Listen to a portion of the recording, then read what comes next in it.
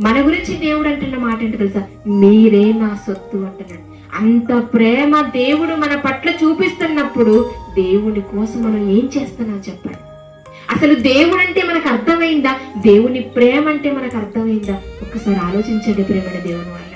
నిజంగా మనకు అర్థం కానే లేదండి, కాలేదు. మనం అనుకుంటామండి దేవుడు అంటే నాకు చాలా ఇష్టం అండి, దేవుడు అంటే నేను చాలా ప్రేమ అండి, దేవుని మాటలు వింటూనే ఉంటామండి అనుకుంటుంటామండి.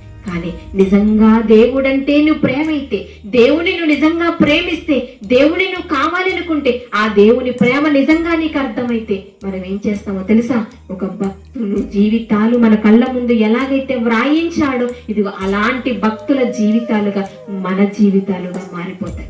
మన జీవితాలు కూడా మారిపోతాయి. కానీ అలా మారిపోవట్లేదు. భక్తుల జీవితాలుగా మన జీవితాలు ఉండట్లేదు అంటే దేవుడు అంటే గాని, ఆ దేవుని ప్రేమ అంటే గాని మనకు అర్థం కాలేదనే చెప్పుకోవాలి.